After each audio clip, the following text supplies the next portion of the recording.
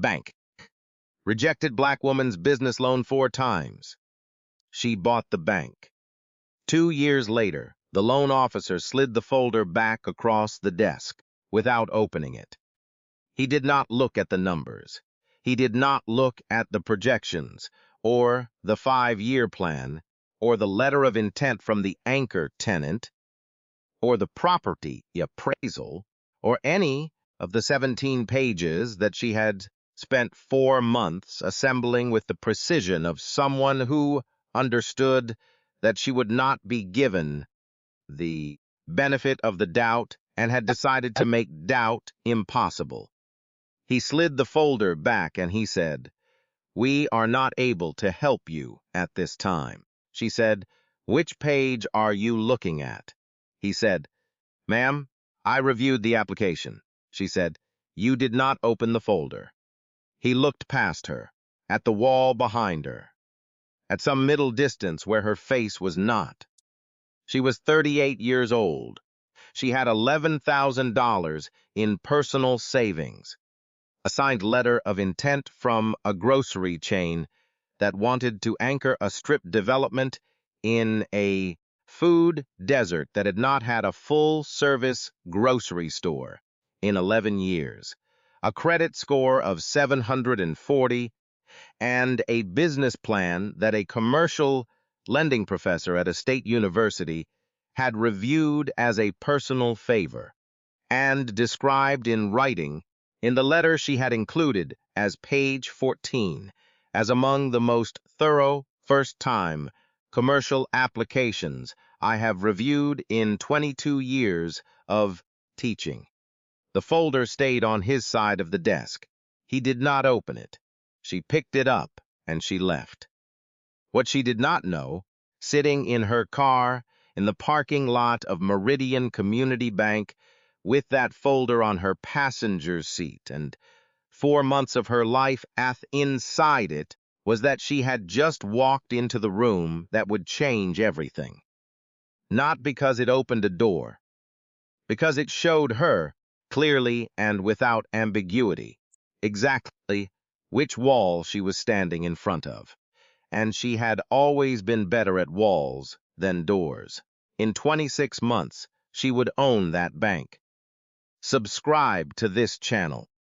Tell me where you are listening from in the comments below. Now rewind. Rewind 4 years.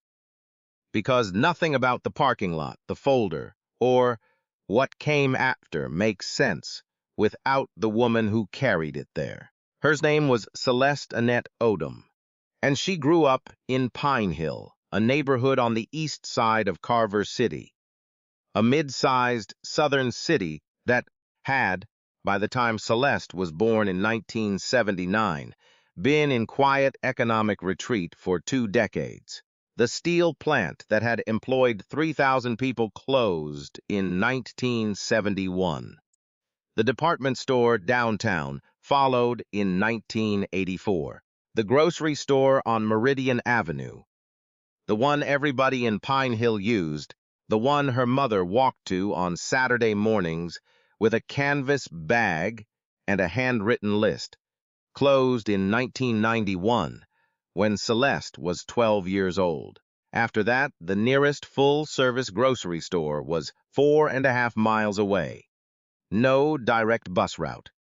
A car if you had one, a ride if someone owed you a favor, and the corner store on the block if you had neither, where a box of cereal cost $2 more than at the store 4.5 miles away, and the produce section was a wire rack with apples that had been there since the previous administration. Her mother, whose name was Ruth, worked as a medical billing coordinator at the county hospital and raised 3 children in a house she owned on a street where half the houses were owned and half were not. She cooked dinner every night, real dinner, from scratch, because she had grown up watching her own mother do it, and because she believed in the practical and unglamorous way she believed most things, that a family that ate together at a table was a family that stayed together, and that staying together was the work. The produce came from a garden Ruth planted in the backyard every spring. Green beans, tomatoes, collards, sweet peppers. Celeste shelled peas on the back steps in the summer and understood, without being told, that this was not a hobby. She was the kind of child who asked why about everything, and who accepted half answers very poorly. Her third-grade teacher wrote on her report card, "Celeste is persistent in her curiosity, to a degree that challenges the pace of the classroom." Her mother read this and taped it to the refrigerator. The teacher had intended it as a caution. Ruth read it as a compliment. She graduated high school third in her class. She won a partial scholarship to a regional university and paid the rest with a work-study job in the financial aid office, where she spent 20 hours a week looking at other people's loan documents and tax returns and FAFSA forms, and where she developed, quietly and through pure proximity, a working understanding of how money was documented and categorized and moved. Not taught, absorbed. The way you absorb things when you are paying attention during the hours that other people are not. She majored in business. She graduated in 4 years with honors, carrying $3,200 in student loan debt. Far less than most, because she had been careful and because the work-study job had taught her to be careful. She went to work for a regional real estate development firm at 22 as a junior analyst. She was the only black woman in the office. She was meticulous and fast and brought in $640,000 in new business. In her first year, which was more than any other junior analyst in the company's history, her manager gave her a 5% raise and did not promote her. She spent 2 years asking why. She received answers that were technically responsive and practically meaningless. She left at 24. She spent the next 14 years building her knowledge the way her mother built the garden. Methodically, without shortcuts, believing in the season. She got her real estate license, then her commercial broker certification. She took a seminar on tax increment financing and came home and read everything she could find, and then called the professor who ran the seminar and asked questions for 45 minutes. He called her back a week later because he had thought of one more answers. They stayed in touch. She did 2 transactions, then 4, then 7.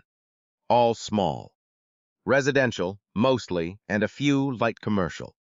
She built relationships with contractors, with zoning attorneys, with city council staffers who answered their own phones. She developed a specific expertise in distressed neighborhoods. Not because distress was romantic, or because she was idealistic about it, but because she had grown up in one, and because she understood what was missing, and because she believed, in the same practical and unglamorous way her mother believed, that someone was going to figure it out eventually, and it might as well be her. By 36, she had completed 18 transactions, small ones. The largest was a $200,000 commercial lease negotiation on a laundromat space that she had identified, acquired, and filled with a tenant in a neighborhood where nobody else had looked. She had saved $11,000. She had found the site on Meridian Avenue, 400 feet from where the grocery store her mother had walked to every Saturday morning had stood until 1991. A vacant lot, blighted and tax delinquent, owned by the city. She had spent 9 months navigating the city's distressed property disposition process, which was not designed for navigation and required 19 separate phone calls, 4 in-person meetings, and a public hearing where she was the only person in the room who was not a city employee. She came out the other side with a purchase agreement and a letter of intent from a regional grocery chain and a folder, 17 pages thick. She drove to Meridian Community Bank with the folder on a Thursday morning in March. The loan officer's name was Gerald Fenn. He was 51 years old. He had worked at Meridian Community Bank for 19 years. He did not open the folder. She drove back to Pine Hill that Thursday and sat at the kitchen table where she had shelled peas as a child, and she opened a legal pad and she wrote a single sentence at the top. Why does a 740 credit score and a signed anchor tenant not open a folder? She did not cry. She had cried before about things like this, and she had decided some years ago that crying was available to her, but it was not useful to her, and she preferred useful things. So she did not cry. She made a list instead. A list of exactly what she needed to understand about how community banks made commercial lending decisions, and she started at the beginning. She spent 6 weeks reading federal lending statutes, regulatory filings, Community Reinvestment Act data, which banks were required to make public, and which she had never thought to look at before, and which told a story in columns and percentages that was very clear once you knew how to read it. She read the FDK examination guidelines. She read 3 academic papers on racial disparities in small business lending. She underlined things. Then she went back to Meridian Community Bank, different loan officer this time. She had called ahead and requested someone else. She had prepared a 1-page executive summary that placed her application in the context of the bank's own CRA lending record in the census tract. She was developing a census tract in which the bank had made 0 qualified community investments in the previous 3 years while collecting deposits from residents of the neighborhood it declined to invest in. The second loan officers read the executive summary. He reviewed more of the folder than Gerald Fenn had. He declined. He cited debt-to-income ratios that did not apply to the entity structure she had proposed. She noted this in the meeting calmly and with the specific page of the FDHE guidance that addressed it. He thanked her for her time. She drove home and made another list. The third application was 6 months later. By that point, she had added a personal guarantor, a retired accountant named William Haynes, who had 50 years of community credibility and a net worth of $900,000, who had heard about her project through the grapevine of a neighborhood that had watched Celeste Odom for a decade and knew what it was watching. She had not asked him. He had called her. She presented the third application with William Haynes sitting beside her. The loan committee reviewed it for 22 days. They declined. The written decision cited market conditions. She called the professor who had attended the seminar on tax increment financing, whose name was Dr. Marcus Webb, and she read him the declination letter over the phone. He listened. He said, "Celeste, I want you to look at something. I am going to send you 3 names." He sent 3 names. They were the names of 3 individuals who sat on the board of directors of Meridian Community Bank. 2 of them also sat on the board of the city's largest commercial development authority. The third was a sitting member of the city council who represented a district that did not include Pine Hill. She looked at the names for a long time, then she submitted the fourth application. She added documentation showing that comparable projects in 3 other census tracts in predominantly white neighborhoods had been funded by Meridian Community Bank at a 67% approval rate over the previous 5 years. She attached a formal request in writing for a written explanation of the specific criteria by which her application differed from those. She was declined again. The written declination did not address her written question. She drove to the parking lot and sat in her car and looked at the folder on the passenger seat and thought about the wall and about walls and about which side of a wall is the useful side to be on. She thought about her mother's garden. You planted in the spring because that was when you planted. You did not apologize for the winter. Then she called Dr. Marcus Webb and said, "Tell me how banks work from the inside." She spent the next 18 months to buy a bank. Not a metaphor, not an aspiration. A structured, methodical, 18-month education in bank acquisition. How community banks were capitalized. What a holding company structure looked like, what the regulatory approval process required. What the federal thresholds were for a change of control, what a fair price for a distressed community bank looked like, and how you determined if a bank was distressed, without its management knowing you were looking. Dr. introduced her to a woman named Adrian Park, a bank regulatory attorney based in Atlanta who had spent 20 years on the oversight side and had moved into private practice advising community development financial institutions. Adrian had a voice like a closing argument and a patience for complicated questions that Celeste recognized immediately because it was the same patience Celeste had. They worked together for 14 months. She also called a man named James Okafor, a community bank investor in Charlotte, who had participated in 4 community bank acquisitions over the previous decade, all of them in underserved markets.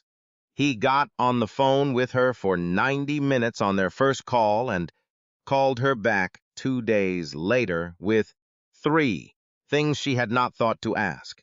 They became colleagues, then advisors, then something closer to co-architects. Meridian Community Bank was, as it turned out, worth looking at. Its CRA rating had declined in the previous examination cycle. Its non-performing loan ratio had climbed over 3 consecutive quarters. The bank's largest commercial borrower, a regional retail chain, had filed for Chapter 11 reorganization, taking with it 12% of the bank's commercial loan book. The board was aging, internally divided, and had not replaced its chief lending officer, who had left 6 months prior. The bank's stock, thinly traded and closely held, had declined 22% from its peak. It was a distressed asset. Celeste Odom knew distressed assets. She and Adrian Park and James Okafor spent 4 months building the acquisition structure. A community development holding company, capitalized with a combination of private equity from 2 community development financial institutions. That Dr. Webb had introductions to a federal new markets tax credit allocation that Adrian identified and structured, and a consortium of 17 individual investors, almost all of them from Carver City, almost all of them from neighborhoods east of downtown, people who had deposited money into Meridian Community Bank for years and been declined by it, or ignored by it, or simply never considered by it, and who were now being asked to own a piece of it instead. The total capitalization was $4,100,000. The acquisition price, after negotiation, was $3,600,000. An independent valuation placed the bank's liquidation value at $3,200,000. They paid $400,000 above floor. They had leverage, and they used it cleanly. The regulatory approval process took 7 months. It required 2 supplemental filings and 1 in-person meeting with examiners in Washington, during which Celeste presented the new bank's community reinvestment plan, a 40-page document that named specific census tracts, specific loan products, specific partnership agreements. With housing, nonprofits, and small business development centers, and specific metrics against which the new management would be measured. The examiner who led the review, a woman named Gloria Sutton, a 20-year federal banking examiner from Baltimore, looked up from the 40-page plan during the meeting and said, in the dry and careful way that federal examiners say things, "This is the most specific CRA plan we have reviewed in this cycle." Celeste said, "I know what it looks like when one is not." Regulatory approval came through on a Wednesday morning in October. Adrian Park called. James Okafor called. Dr. Marcus Webb sent a text that said only, "Spring." She called her mother. The closing was on a Friday in November. Celeste wore a gray suit and arrived early, and sat in the conference room where the bank's board had met for 30 years, and she thought about the parking lot and the folder and the 740 credit score and the 17 pages that had sat unread across a desk from a man who had looked at the wall behind her head. Gerald Fenn retired 3 months before the acquisition closed. She had not sought that. It had simply happened. The new bank's first board meeting was in December. Celeste was named president and chief executive officer. She was 42 years old. She was the first black woman to hold that role in the bank's 68-year history. The first loan the new board approved under new management was a $2 million commercial development loan for the vacant lot on Meridian Avenue, 400 feet from where a grocery store used to stand. It funded in full. Groundbreaking was in February, on a cold Saturday morning, with the ground still hard with a small crowd gathered, and her mother, standing in a winter coat with her hands pressed, together watching a backhoe take the first bite of the frozen earth. Ruth Odom, who had carried a canvas bag to a grocery store that was gone, who had planted collards in the backyard because someone had to, who had taped a teacher's complaint to the refrigerator and called it a compliment. Celeste stood beside her and said nothing, and watched the backhoe and thought about walls and which side to stand on. The building opened 16 months later. 4,200 square feet of full-service grocery, fresh produce. A pharmacy, a small cafe, run by a woman from the neighborhood who had been running a catering operation out of her kitchen for 6 years. 9 full-time jobs and 14 part-time positions, 11 of them filled by residents within a 1-mile radius of the store. On opening day, a Tuesday in June, the line formed before 7 in the morning.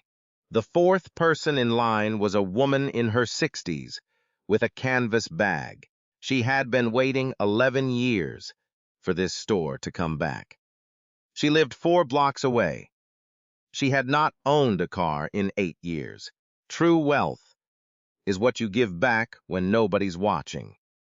In the 18 months following the acquisition, Meridian Community Bank, renamed Meridian Community Development Bank, approved 47 small business loans in census tracts it had, historically underserved. Total value, $6,200,000. 31 of the borrowers were women, 26 were people of color. The bank's CRA rating was upgraded to outstanding in its first examination cycle under new management, the highest rating available, held by fewer than 11% of community banks nationally.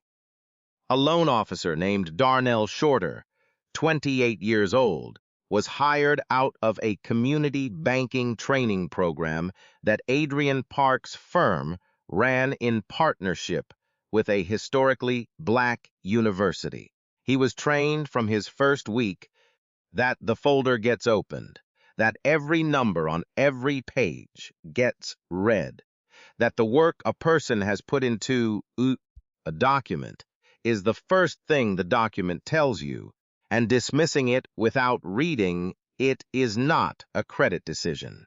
It is a different kind of decision entirely, and this bank does not make that kind. The 47 borrowers funded in that first 18 months collectively created 112 jobs in Carver City. The grocery store anchor was honored at a city council ceremony with a certificate recognizing the project as the most significant community development investment in the East Side neighborhoods in 20 years.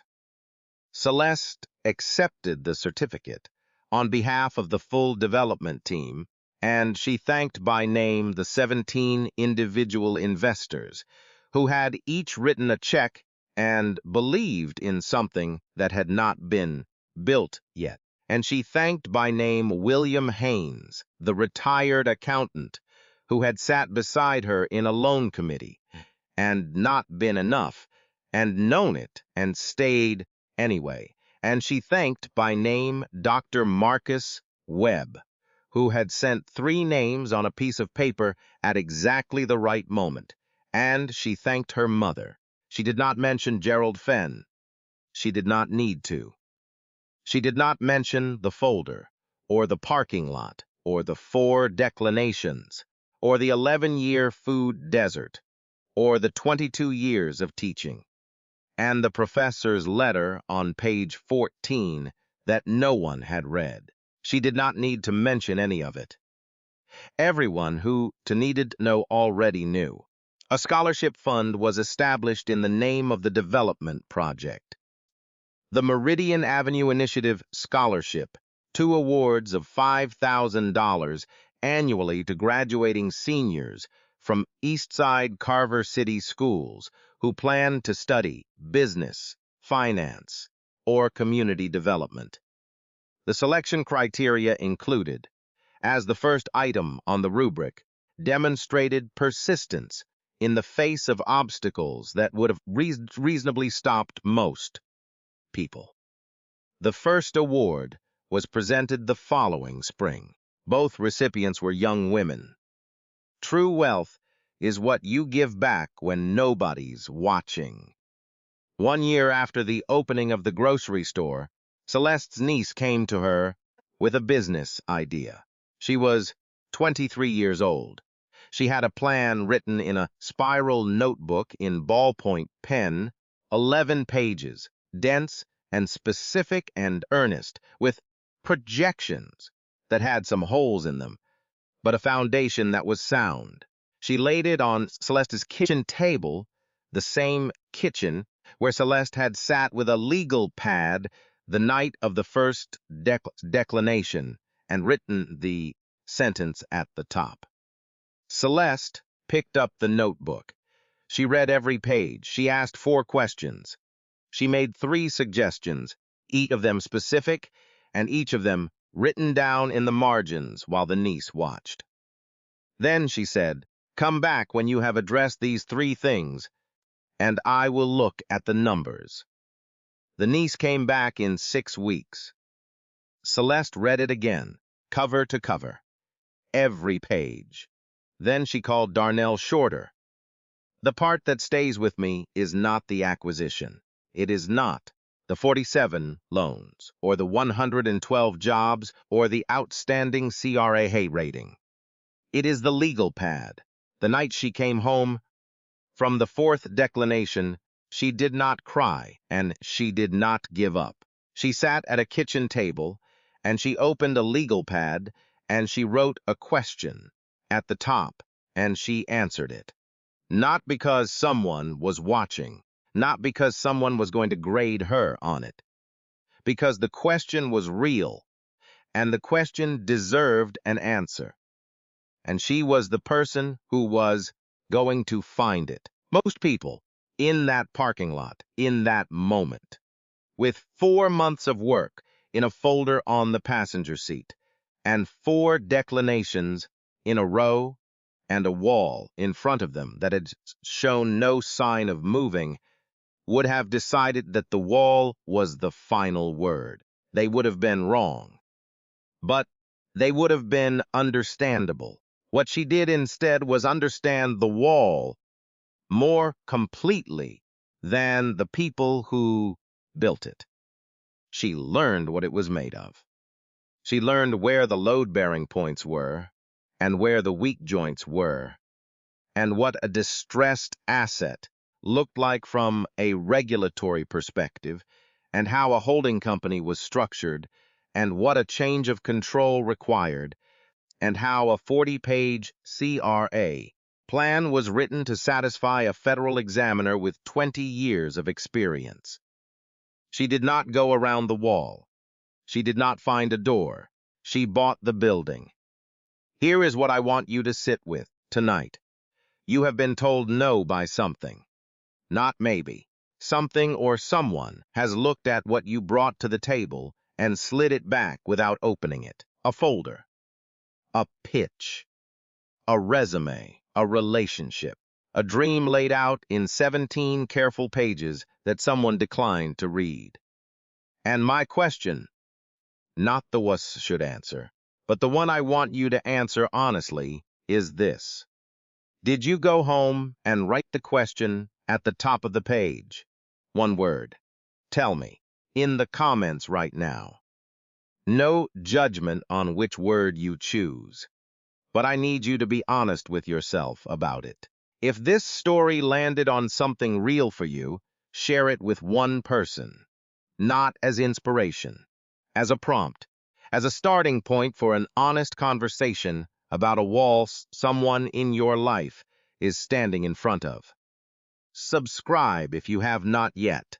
Every story on this channel is the same story told in a different world. A person who was underestimated, who understood something true about themselves that the room did not, and who let the work be the answer. Next time, we go to a courtroom in East Texas. A man who spent 19 years cleaning the courthouse floors at night, polishing them, corridor by corridor, room by room, in the same building where his own case had been decided. And the morning, a federal judge walked in before sunrise and found him there, and what she said, and what he said back, and what happened after. Come back for that one. True wealth is what you give back when nobody's watching.